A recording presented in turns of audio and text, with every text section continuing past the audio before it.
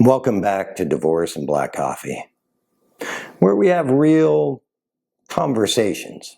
Sitting down for a few with a cup of something warm and, well, me personally, something strong. Today, we're talking about you're considering divorce.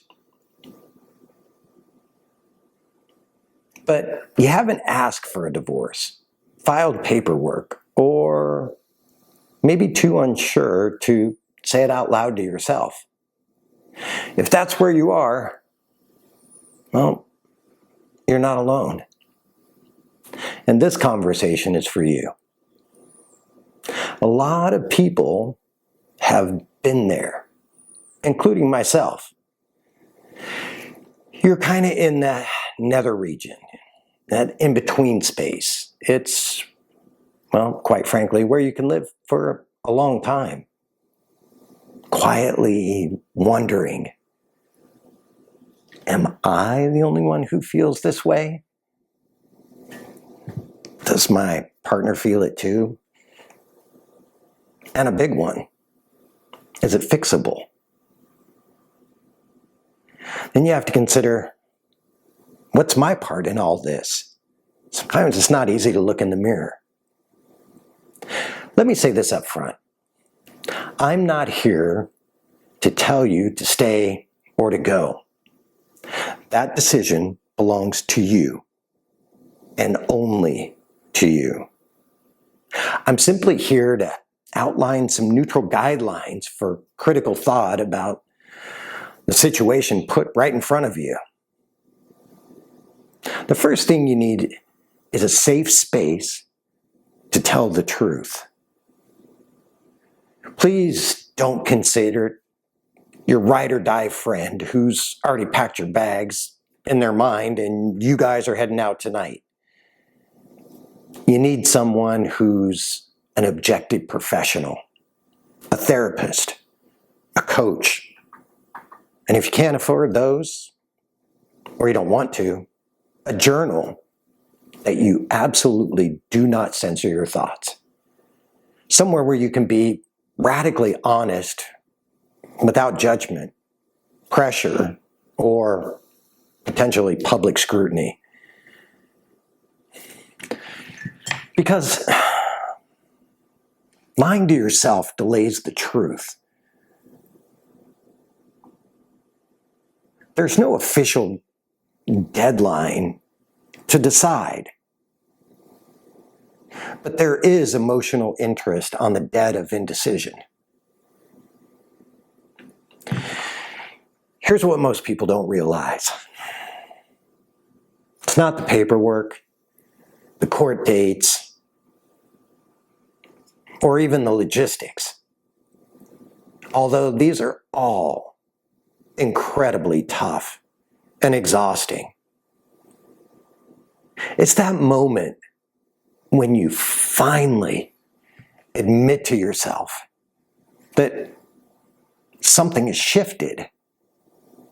And, well, honestly, it may not shift back.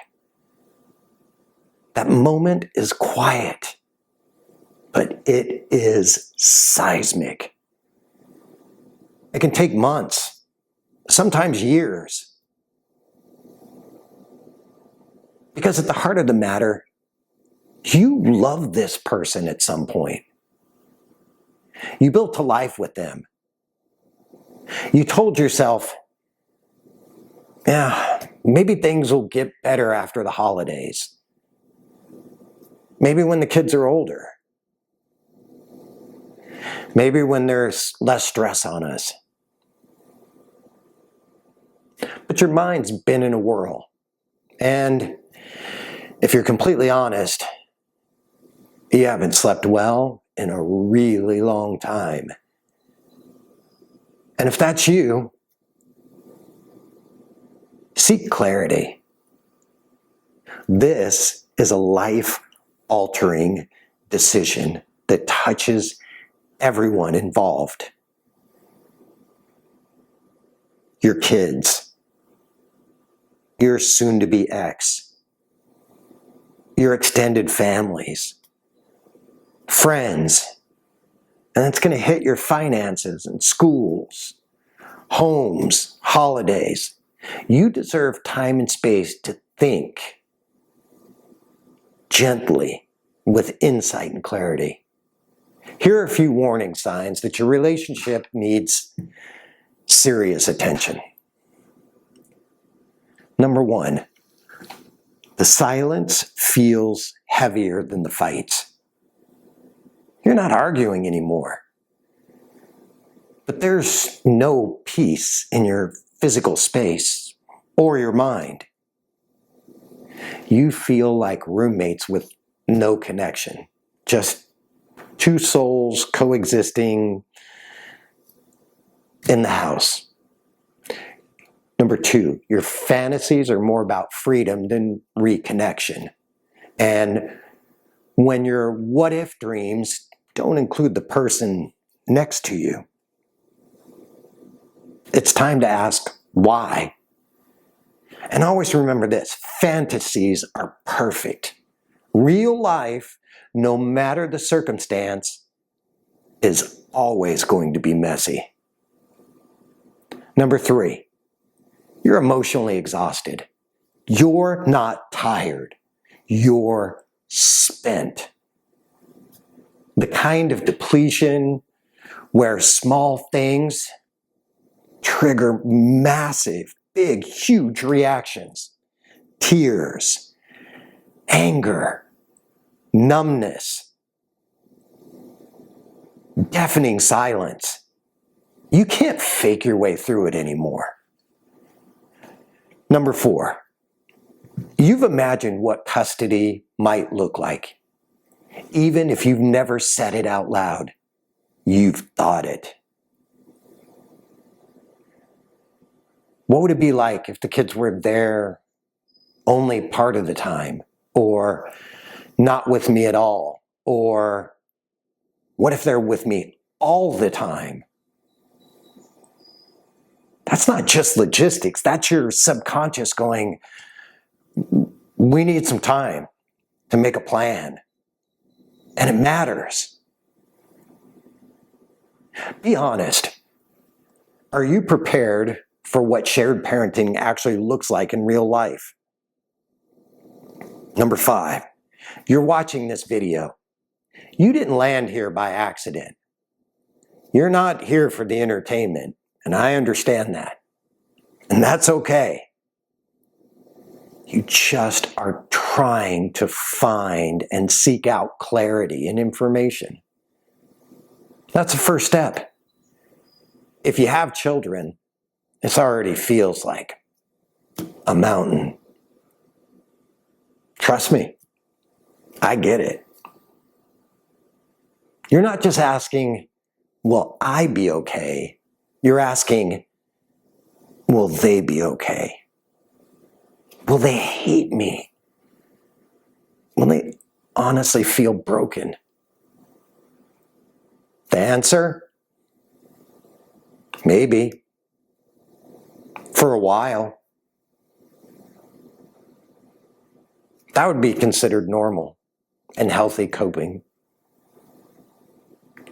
to their real life situation. But what kids need most isn't perfect parenting. It's emotional safety and understanding and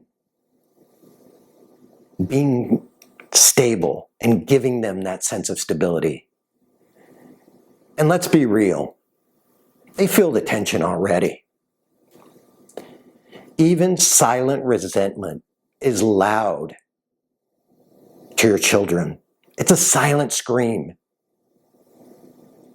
If divorce becomes the path, give your kids the same thing you're giving yourself, a safe space to process. That's not your job or your ex's job. It's a therapist's job.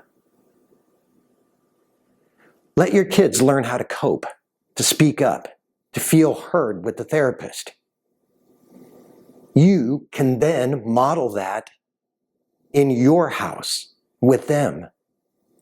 One of the questions I ask my clients with kids is this: is it better to give your children 2 healthy, thriving homes, or 1 home where love is absent or conditional, or both? It's not about what looks good on the outside. It's about what's real on the inside for everybody. This video isn't about pushing you to leave your marriage or to stay. This is about giving you permission to tell yourself the truth and make a decision based on clarity and not fear. Whether you stay or go, make sure the decision is thoughtful, not emotional. Because if you do choose divorce, you're not giving up. You're charting a new direction. And yes, there will be storms. But storms also move things that wouldn't move any other way. If this spoke to you, to where you're at, I ask you a small favor. Hit the subscribe button. Give it a thumbs up. Every week, we unpack the hard stuff with honesty and heart and no shame, no sugarcoating, and no sides. And if you're not ready to talk out loud, drop a single emoji in the comments. A heart, a clock, a question mark. Only if you're comfortable and it's safe. We'll all know what it means. You're not alone. Stay strong and grounded. And until next time.